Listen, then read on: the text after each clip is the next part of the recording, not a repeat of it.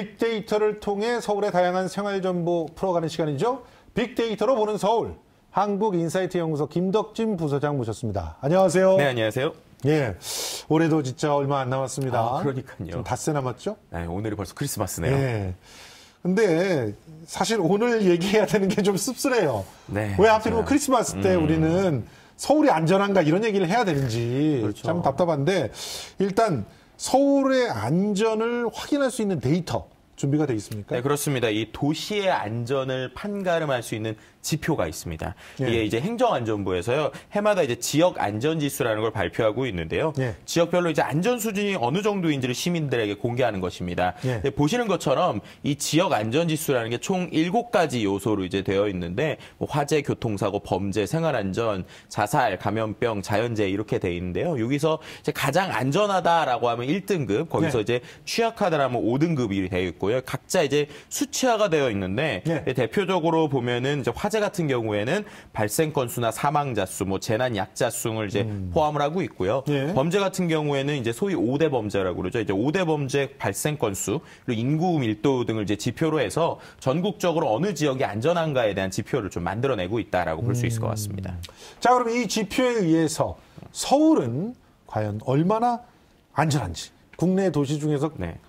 이거 이게 뭐예요? 5등급도 있어요, 서울이? 네, 그렇죠. 이제 총 보면은 예. 이제 7가지 요소들이 좀 분할돼서 나눠져 있는데요. 예. 어쨌든 1등급이 2개가 있는데 조금 이제 시청자 여러분들의 좀 이해를 돕기 위해서 실제 이제 전국에 있는 지역 중에서 1등급 지표가 2개 이상인 지역이 딱 3곳입니다. 그러니까 경기, 별로 그리고 없네요. 경기, 세종, 그리고 서울 이렇게 있는데요. 예. 그 중에서 이제 서울이 들었다라고 볼 수 있을 것 같고요. 예. 보시다시피 일단은 교통과 자연재해 같은 경우는 안전한 편, 그리고 화재나 자살 같은 경우 양호한 편인데 이제 범죄 같은 경우가 이제 가장 취약하다고 볼 수 있습니다. 그래서 예. 이 범죄와 관련돼서는 전국에서 하위 한 10% 정도입니다. 이제 그만큼 다른 부분보다 범죄에서는 안전지수가 좀 낮다라고 평가할 수 있을 것 같습니다. 이거는 이해가 돼요. 그런데 저는 교통이 1등급이라는 게 네.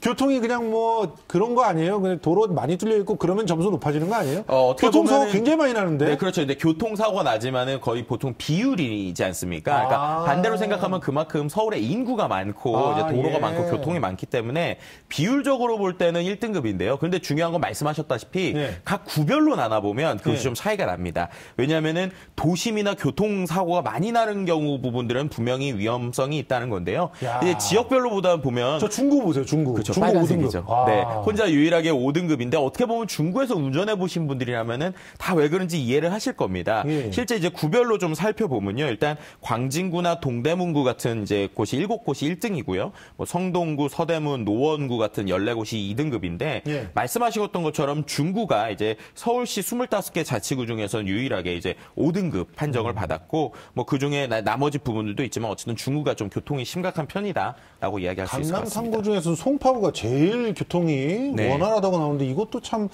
그래서 이건 의외네요. 어떻게 보면 예. 도로의 상황 그리고 예. 이제 거기에 있는 교통 그리고 그나마 이제 교통 사고가 나는 부분이라고 볼 수 있을 것 같은데요. 예. 이제 어떻게 보면 이런 겁니다. 같이 막히더라도 예. 이제 중구 같은 경우에는 도로 사정이 취약하고 그 안에서 이제 차들이 많이 다니다 보니까 좀 사고가 많이 나는 이런 비율들 좀 볼 수 있을 것 같습니다. 최근에 제천 화재 사고 때문에 그런지 화재 사고는 어떤가 하는 생각이 들어요. 와, 그렇죠. 화재는 안전한 곳이 아니네요, 서울이. 그렇죠. 이제 화재 같은 경우는 이제 1등급이 이제 4곳 정도밖에 이제 서울의 좀 외곽 지역에서 볼 수 있고요. 예. 여전히 이제 중구나 이제 종로구 같은 경우에는 화재도 5등급, 이제 상당히 위험한 편으로 나오고 있습니다. 그리고 이제 보시다시피 나머지 뭐 광진구나 양천구 등 이제 4곳만 이제 어떻게 보면 1등급인데요. 말씀하셨던 것처럼 화재 부분에서는 좀 어느 정도 좀 위험성이 있지 않은가. 이거 어떻게 보면은 이제 각 지역별로 건물들의 배치라든지 아니면 사람들이 많이 다니는 유동인구 이런 것들 때문에 좀 화재에서는 좀 안전성이 떨어진다라고 볼 수 있을 것 같아요. 교통과 화재만 보면 양천구, 동작구, 광진구, 중랑구 아주 살기 좋은 곳입니다. 그렇죠. 살기 예. 좋고요. 근데 이제 어떻게 보면 땅값도 싸요, 중랑구. 네, 그러니까 이게 어떻게 보면 그거랑 연계가 있는 것 같아요. 예. 소위 이제 유동인구라는 얘기를 하잖아요. 예, 그래서 예. 이제 일자리가 많고 그런 곳들은 이제 사람들이 많고 상권이 이제 좋지만 예. 반대로 얘기하면 교통이나 아니면 화재 이런 데서는 취약할 수밖에 없고 이런 부분들이 좀 같이 나오는 양천구 것 같습니다. 괜찮은데요. 왜 요즘에 그렇게 아파트 네. 값이 올라가는지 알겠습니다. 자, 그러면 또 서울에서는 그 인구수가 1000만을 돌파했기 때문에 범죄 분야 안전지수. 범죄. 그렇죠.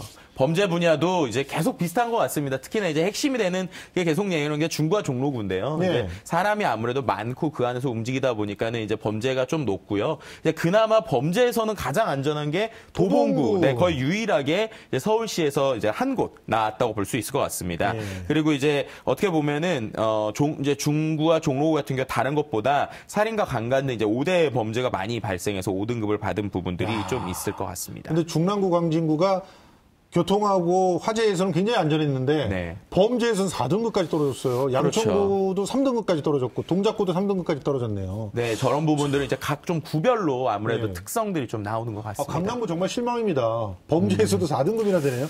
역시 네. 유흥업소들이 좀 많으면 범죄가 좀 많지 않나 이런 생각이 들어요. 종로구, 중구도 그렇고 네. 강남구도 그렇고 그런 부분들이 좀 있는 것 같습니다. 자, 그러면 서울에서도 중구하고 종로구 상당히 안전성이 취약한 걸로 지금 집계가 나오고 있는데 네, 그렇죠.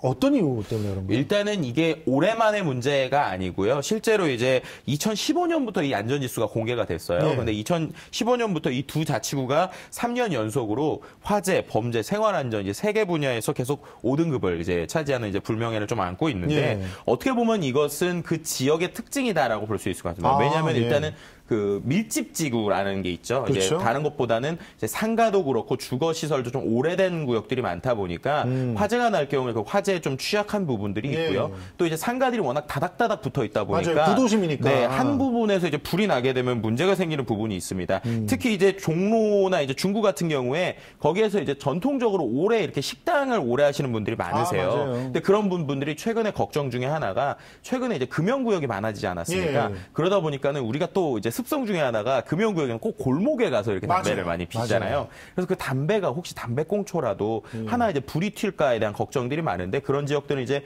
불똥이 하나 튀면은 그게 많이 좀 움직이기 때문에 이런 부분들 때문에 좀 문제가 있고요. 또 예. 교통 지역이 좀 이제 길이나 이런 게 좁은 부분들 때문에도 교통에서도 좀 5등급을 차지했다라고 볼 수 있을 것 같습니다. 다른 분야의 안전도 한번 살펴볼까요? 어떻게 보면 이제 서울시에 있는 나머지 뭐 자연재해는 1등급, 생활안전 3등급, 자살 분야 2등급, 감염병원 3등급 정도 이렇게 차지를 했습니다. 예.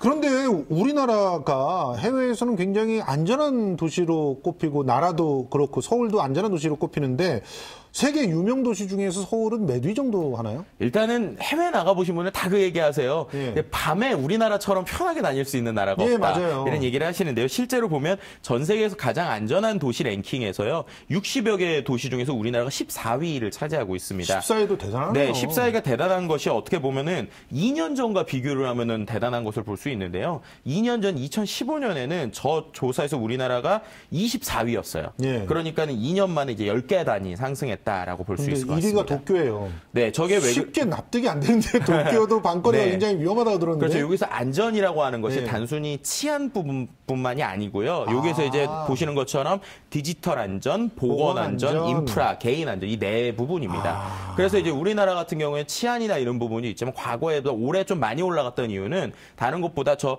디지털 안전 때문입니다. 그러니까는 디지털 안전이 과거에 어떤 보안이라든지 어떤 이제 바이러스나 이런 게 취약했던 분이 많이 좀 안전적으로 됐다라는 부분 때문에 많이 올라갔고요. 어쨌든 이제 전체적으로 볼 때도 우리나라가 이제 상당히 높은 순위이고 갈수록 좀 올라가고 있다. 근데 반대로 인프라 같은 경우에는 조금 내려간 이런 수준들을 보여줬습니다. 다른 도시에 비해서 서울이 보다 더 안전한 도시로 거듭나기 위해서 어떤 거 신경 써야 될까요? 일단은 지금까지 보았던 것처럼 각 지역별 특색이 있습니다. 네. 그래서 그 지역별 특색에 따라서 분명히 안전할 것들, 막아야 될 것들, 예방해야 될 것들은 분명히 예방해야 될 부분들이 있을 것 같은데요. 네. 다른 것보다 이제 화재에 대한 것들이나 이런 것들은 우리 인식이 상당히 중요한 것 같습니다. 맞아요. 그러니까 아무리 뭐 어떤 지역적으로 많은 것을 고치다 할지라도 일단 우리부터가 이런 것들이 내가 조금만 더 신경을 쓰면 예방할 수 있기 때문에 가장 중요한 것은 역시 시민들의 예방 의식을 먼저 고취하는 것이 제일 중요하지 않나라고 생각할 수 있을 것 같습니다. 예.